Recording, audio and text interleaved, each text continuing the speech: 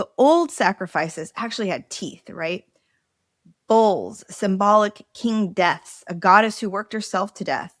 Over time, those got replaced with offerings of food and drink. The word sacrifice used to mean something with like real weight to it. What it actually means now is smaller than that. And I think that gap is actually the more interesting thing to sit with today, not as a criticism to anyone, just as something worth noticing. The sacrifices that we have today are so vastly different than the sacrifices that people used to go through a long time ago, right? Welcome to Big Crystal Energy, Season 3, the Veil Season. I'm Ashley, and I live at the threshold. Between medicine and magic, between the visible world and what waits just beyond it, between the person I present and the witch I am. I've learned something. The in-between isn't a problem to solve. It's a place of power. This season, we're exploring the veil, where Victorian women spoke for the dead, where fairies guard the crossroads, where glamour becomes armor, where you stop apologizing for being both things at once. The crystals have always known the way through. Let me show you.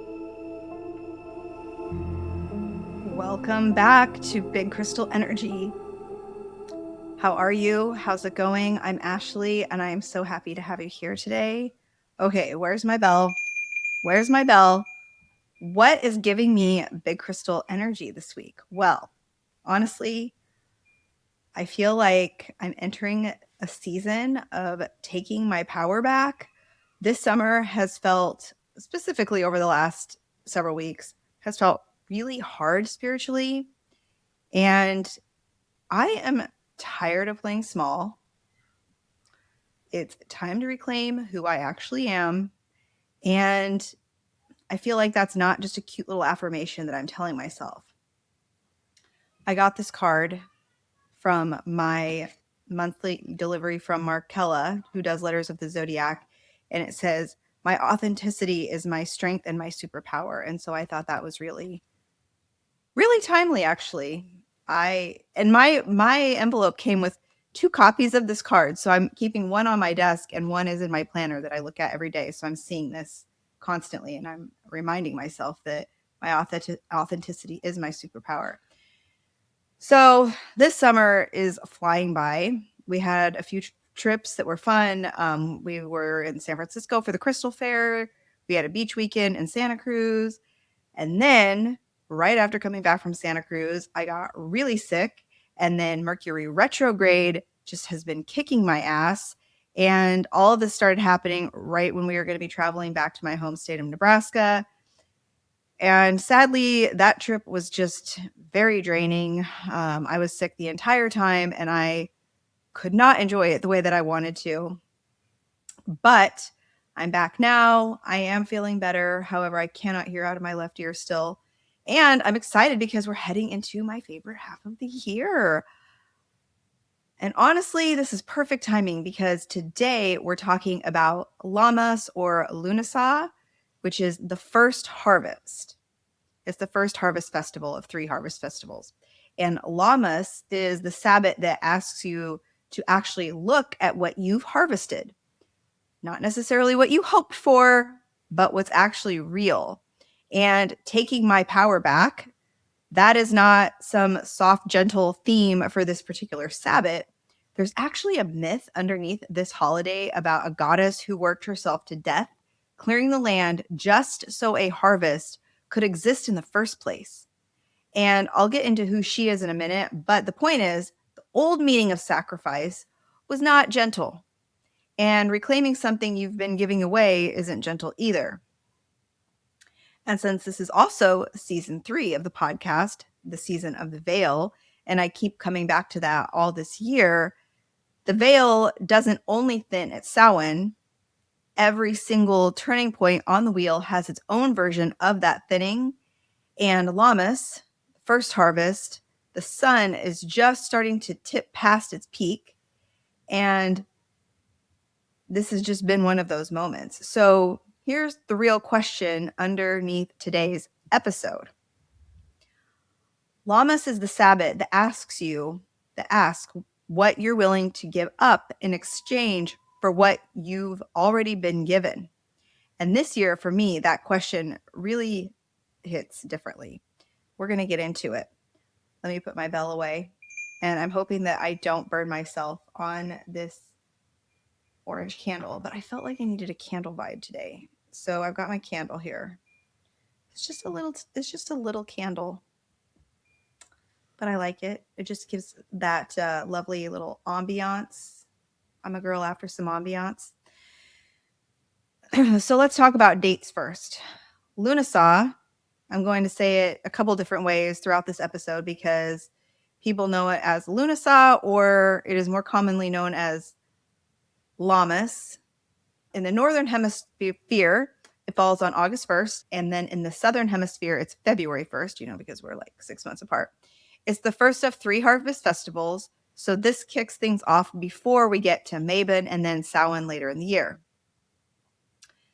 The name Lammas actually comes from the Christian era, and it means loaf mass, a bread blessing that got layered on top of the older Celtic festival. And I want to say this now, the same thing I said back at Litha, because I do think it matters. The underlying themes here within this episode of this harvest, the underlying themes of first harvest, a sun god, sacrifice, those are actually old. But the wheel of the year, as we practice it now, this fixed cycle of 8 Sabbaths, is largely a 20th century construct. And that doesn't diminish its power at all. It's just another way of tracking the conscious rhythms of the earth. But I like to be upfront about that with you guys because I think it's important to recognize that. So the myth, here's the myth. Lugh is the Celtic sun god of the harvest, one of those gods who has to die in order to be reborn. And in Celtic mythology, Lugh is married to the land on this day, on, let's say, August 1st. The sun and the earth uniting to create life. And that's actually why Lughnasadh became associated with marriage, with pacts, with oath-taking. There were these things called Tailtiu marriages. It was a trial unions that lasted a year and a day. And at the end of that year and a day, you either committed permanently or you walked away publicly with real consequence. And I'll come back to that later because that's actually going to be the backbone of the ritual we do at the end of the episode. But here's the story I think is the real heart of this Sabbath. And this was something that I learned while researching this episode. I did not know about this. I did know about Lugh, and I did know about the sun and the earth and all of those things, but I did not know this story. So Lugh's foster mother was an earth goddess named, I want to say Tailtiu. I'm probably not saying that right. Tailtiu. And Tailtiu cleared the land across Ireland for planting, and she died from exhaustion doing it. She gave her life so that agriculture could exist. And in her honor, Lugh created this holiday, which was this really unusual combination of funeral rites alongside games and sports. And that's where this underlying death note in Lammas comes from. Even while we're celebrating this first harvest, there's an acknowledgement that the sun's strength is already waning. Summer is already tipping towards its end. The old sacrifices actually had teeth, right? Bulls, symbolic king deaths, a goddess who worked herself to death. Over time, those got replaced with offerings of food and drink. The word sacrifice used to mean something with like real weight to it. What it actually means now is smaller than that. And I think that gap is actually the more interesting thing to sit with today, not as a criticism to anyone, just as something worth noticing. The sacrifices that we have today are so vastly different than the sacrifices that people used to go through a long time ago, right? So there are still some of the old customs that survive in traces. In the Scottish Highlands, there was something called Lammas bannock, a special bread. And while people ate it outdoors, they'd throw small pieces over their shoulder as offerings to foxes and eagles, basically asking them not to threaten their livestock. And in the medieval UK, there was a Lammas protection ritual where a loaf of bread marked with a cross was broken into 4 pieces and crumbled into each corner of a barn. And the through line in literally all of this is give and take. When you take something, the harvest, you leave something behind for the future. That's the sacrifice. So, what does this actually mean spiritually and emotionally right now for you that's listening in our modern world? What do we make of all of this? As I mentioned, Lammas is the first harvest, which means it's the first honest assessment. This isn't Mabon, where we're doing full harvest gratitude. It's not Samhain, where we're doing that final release. Lammas is the first look. And the question isn't, did I win this year? The question is, what's actually real right now?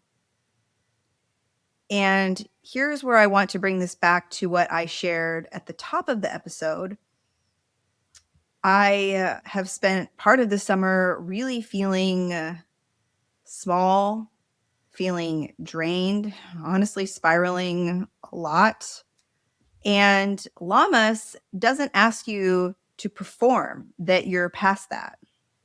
It asks something entirely different.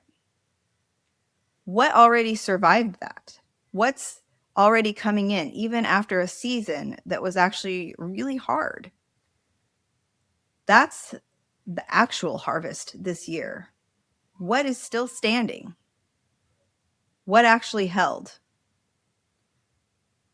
What lessons did we learn that we are still actively pursuing? Or what are we still working on? What are we still excited about? What are we still motivated for? What are the things that are actually happening in our lives right now? So in the myth, Tailtiu gave everything so the harvest could exist. Her own life, right? She died. And that's the extreme version of this myth. My version, and I'll just say this, I was trying to be a more palatable version of myself so that when I was around other people on my travels, I wouldn't make other people feel uncomfortable. And that was a horrible feeling, honestly. And because that's not really a sacrifice, that's just giving your power away. And there's a real difference between the two. Tailtiu's sacrifice created something. It made the harvest possible. Shrinking yourself to keep other people comfortable doesn't create anything. It just costs you, and it benefits absolutely no one. And I need to keep reminding myself of that. So Lammas this year is a legitimate moment to ask yourself, what am I still shrinking for? And what would it actually look like to stop? These are things I'm working on in real time. I'll tell you that right now. I also want to circle back to something from the Litha episode, because this is part of the ongoing story I'm telling you all the season. At the solstice, I was right in the middle of this threshold where my clinical career, I was dealing with this pull toward my spiritual path and the podcast with motherhood and all of it kind of crusting at the same time. Lammas isn't the answer to that. It's kind of this check-in. What's actually harvesting from that threshold where I was feeling all those feels 6 weeks ago? Now, how am I feeling 6 weeks later? And I don't need to hand you some sort of resolution to that today because I don't have one. I'm still doing my journaling. I'm still doing my meditating on all that. I would say this not yet resolved part is allowed to be part of this bigger story. So I want to leave you with 2 questions before we move into the practical part of the episode. What have you taken from this year that you haven't actually acknowledged yet? Okay, what have you taken from this year that you haven't actually acknowledged yet? And what are you no longer willing to give away for free? What are you no longer willing to give away for free?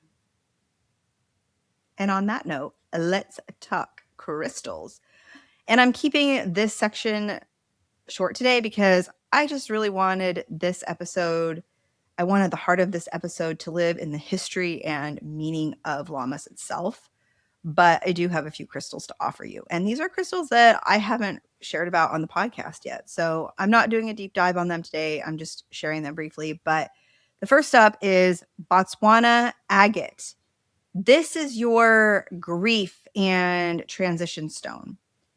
It helps comfort you through loss and change. It's really grounding. If you're still carrying anything from a hard summer or hard season, this is the stone for that. Next, mahogany obsidian. This one's about grounding and rebuilding personal strength. Root and sacral chakra work. Perfect if you're coming out of a season that took a lot out of you and you're ready to rebuild. Yellow fluorite. This is your clarity stone, mental clarity, confident decision making, solar plexus chakra. This is the stone for actually seeing clearly what's harvesting versus what you just hoped would. Big difference there. And last, prasiolite, which is all about heart chakra renewal, growth, self-compassion, emotional balance. I'm calling this one the no longer shrinking stone. It's about self-compassion instead of self-editing. I also have some quick correspondences for your altar if you're going to make a Lammas altar. And this episode is coming out a week ahead of Lammas, so you have time to prepare your altar. And so I have some herbs and plants. You're looking at things like wheat, corn, any of the grains. That's really the core of this Sabbath, plus sunflower, heather, blackberry, and apple. For incense or offerings, frankincense and sandalwood for cleansing and protection, marigold for abundance, thyme for cleansing. The colors that we see associated with this are gold, yellow, orange, that red bronze tone. Gold specifically ties back to that first assessment energy we talked about. What have we accomplished so far? It's also the color of Leo season, which Lammas ushers in Leo season. And if you want a tree association, it's the oak tree. Okay. I found this really cool ritual in this one of my Llewellyn's Sabbath almanacs from like 2 years ago. And this particular ritual that I'm going to share with you today is adapted from Kate Fruller's Lammas Oath Ritual. Her original version has you write an oath to the earth, a small sustained change you'll carry for a year and a day. And you read it out loud and seal it with a grain offered to the 4 directions. I'm adapting this a bit today to match what we've been talking about throughout this episode. So instead of, or maybe alongside, an environmental vow, this is a vow about what you're no longer willing to sacrifice of yourself. All you need is a paper, a pen, and if you have one, a yellow or gold candle. Grain is optional, a few dry oats, or even just rice works fine. You know, I'm in an Asian house. We got rice in the cooker at all times, but not cooked rice, probably just dry rice. Whatever, that's fine if you want to do the offering part a little bit later. So what you'll want to do is you'll want to light your candle if you're using one, and just take a second, think back over the year, not what you hoped for, but what actually happened. What has actually happened so far this year? What does it cost you to get here, to get to this moment. Now, I want you to write one sentence, not a vague sentence, something like an actual vow, something like, for 1 year and a day, I will stop XYZ in order to keep my power instead of giving it away. For 1 day, for 1 year and a day, I will stop whatever it may be in order to keep my power instead of giving it away. And it could be about a relationship. It could be about a habit of shrinking, a pattern of making yourself smaller so someone else stays comfortable. Whatever it is that's true for you, once you've written it, read it out loud to yourself, to the room, to whatever you consider sacred.